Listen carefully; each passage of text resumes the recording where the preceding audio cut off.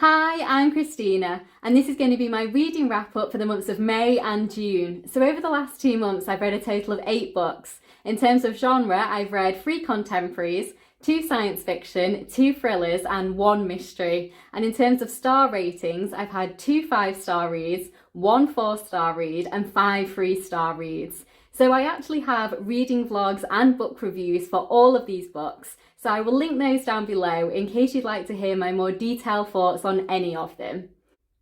So I'm going to talk about the books I read in chronological order. The first book I read in May was The Long Way to a Small Angry Planet by Becky Chambers. This is a science fiction book and it's the start of a series. I liked this one, I gave it 3 stars. We follow the character of Rosemary, who is starting a new job on board the spaceship called the Wayfarer.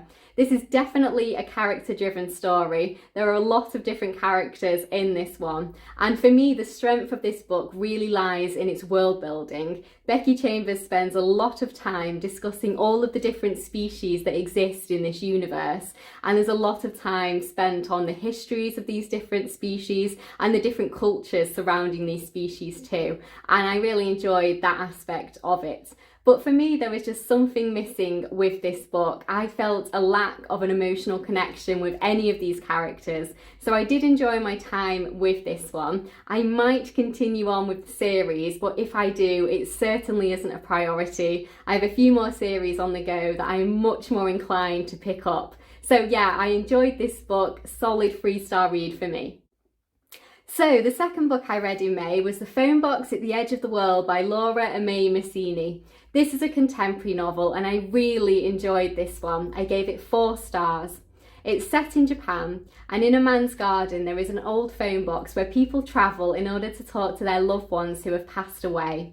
We follow the main character of Yui, who has lost both her mother and her daughter in a tsunami. So she travels to this phone box where she meets a man who has lost his wife. And we follow the blossoming of their relationship.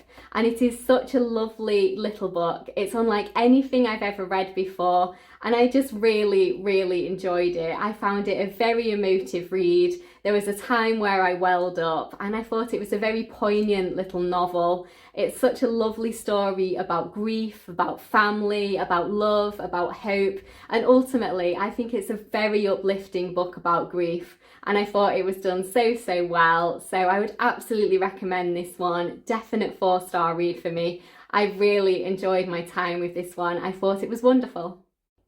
So the next book I read was Watch Her Fall by Erin Kelly. This is a thriller and I liked this one. I gave it 3 stars.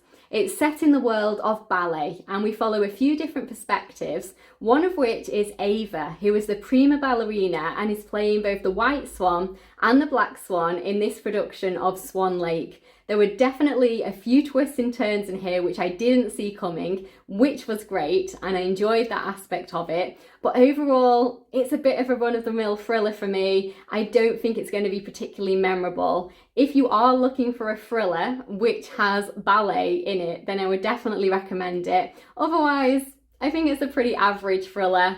It was good and I enjoyed my time with it, and that was that.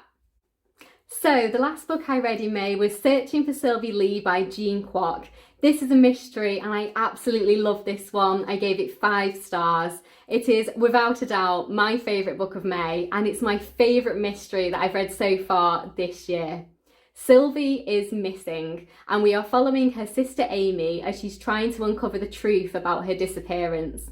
It's told through 3 different perspectives. We hear from Amy, we hear from Sylvie in the past, and we hear from their mother.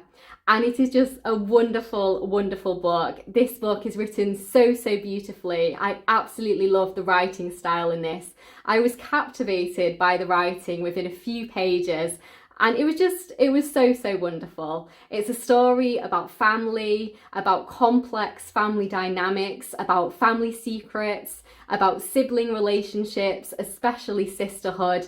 And it's a story about love and about grief and about hope. And ultimately, it's a story about belonging. Belonging in your family, belonging in your culture, belonging in the sense of immigration. And I thought it was absolutely wonderful. I would highly recommend this book. I was so emotionally invested in these characters. It made me cry at one point. I thought it was very moving, a very emotive read, and a very poignant novel overall. I will definitely be reading more by this author. So those are all the books I read in May. Let's move on to June. The first book I read was Clara and the Sun by Kazuo Ishiguro. And this is my first novel by this very well-renowned author. This is a science fiction book and I liked this one. I gave it 3 stars. So we follow the character of Clara, who is an artificial friend. So she's an AI for a child. And we follow her while she's waiting in the store to be purchased. And then when she starts her new life and lives with the child who chose her, Josie. And I really like the way we were seeing through an AI's perspective. That is something I've never read before. But for me, there was just something missing in this book. I didn't feel an emotional connection to any of the characters or to the story as a whole. So I liked this one. I enjoyed my time with it. It's a solid 3-star read for me. So the next book I read was Exciting Times by Dolan. This one was longlisted for the Women's Prize for Fiction this year. It's a contemporary novel and I liked it. I gave it 3 stars. We follow the character of Ava, who has moved from Dublin to Hong Kong to teach children English. And we follow her friendships and relationships while she's there. I found this quite a witty novel and I liked the observations on people, especially the observations on herself. I found it a great, quick summer read. It is a solid 3-star read for me. I liked it.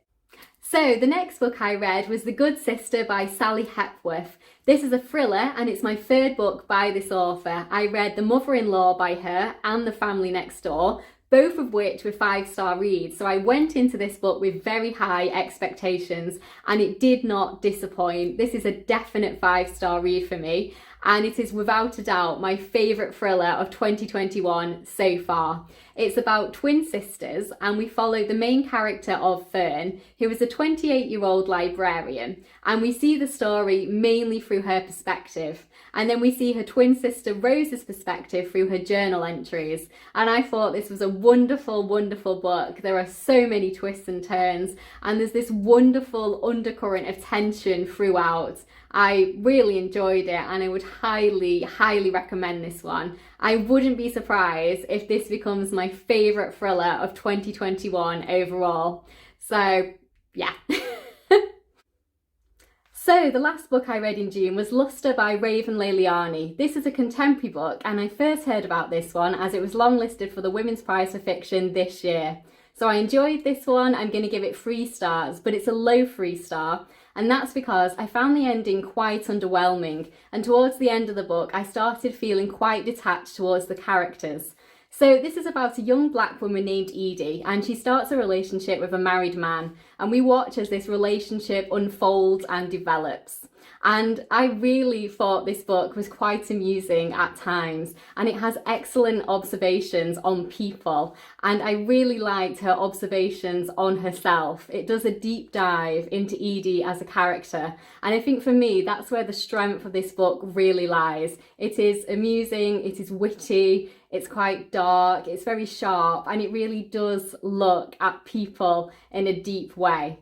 But like I say, I found the ending a little bit underwhelming. I was just hoping for more for these characters, for the main character in particular. So these are all the books I've read over the last 2 months. If there's any here that you've read, definitely let me know your thoughts down in the comments below. And if there's any here that you'd like to read, let me know that too. So thank you so much for watching. If you'd like to see more of me talking about books, please do subscribe. And I'll see you in my next one. Bye!